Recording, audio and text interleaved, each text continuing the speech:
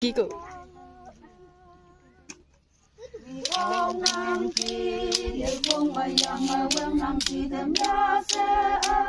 sẽ như mà hồng năng chi ngang qua lại nhung quan ta vì ốc để tai năng chi ở trên cả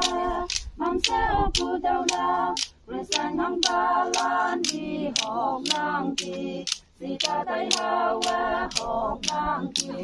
yang hay ngô phải cơ cầm mô cho yang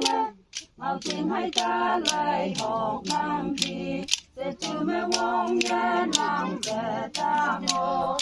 vong năng ya y a tiếng lạc ya cả vong vong tai ya tâm ma ne ốc la ta kim ne ốc cứ hem lok la vong năng ne vi học cu lan tem yang nghe yong tàu chi hô wa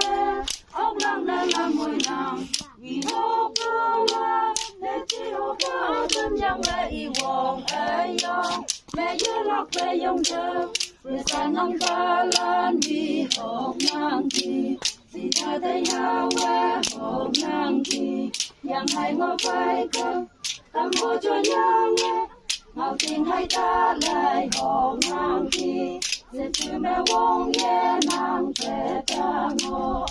vong năng ya y a tiếng lạc ya cả vong vong tai ya tâm ma ne ốc la kim ne ốc cứ hem lok la ốc cứ yi te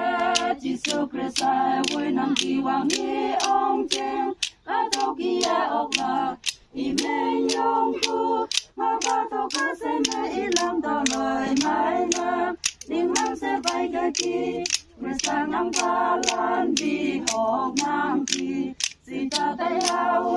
hồng năng kỳ yang hay ngô phải cơ cầm mô cho yang màu tình hay ta lại hồng năng kỳ sẽ chịu mê vong ya năng về ta ngô vong năng ya y a tiếng lạc ya cả vong vong tai ya tâm ma ne ốc la kim ne ốc cứ hem lok la